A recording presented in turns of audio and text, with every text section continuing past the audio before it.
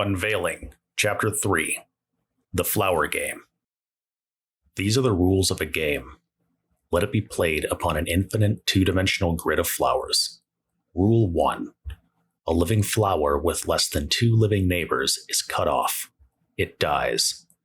Rule 2. A living flower with 2 or 3 living neighbors is connected. It lives.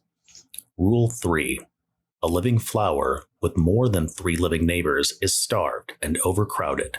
It dies. Rule 4. A dead flower with exactly 3 living neighbors is reborn. It springs back to life. The only play permitted in the game is the arrangement of the initial flowers. This game fascinates kings.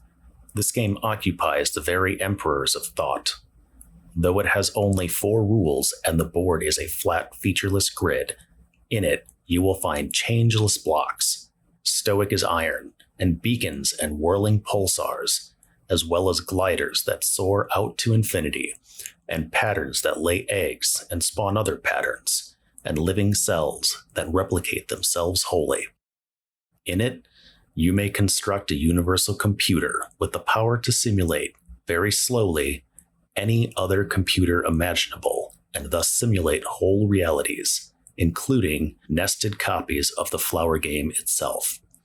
And the game is undecidable. No one can predict exactly how the game will play out except by playing it. And yet, this game is nothing compared to the game played by the gardener and the winnower. It resembles that game as a seed does a flower. No, as a seed resembles the star that fed the flower and all the life that it made. In their game, the gardener and the winnower discovered shapes of possibility. They foresaw bodies and civilizations, minds and cognitions, qualia and suffering. They learned the rules that governed which patterns would flourish in the game, and which would dwindle.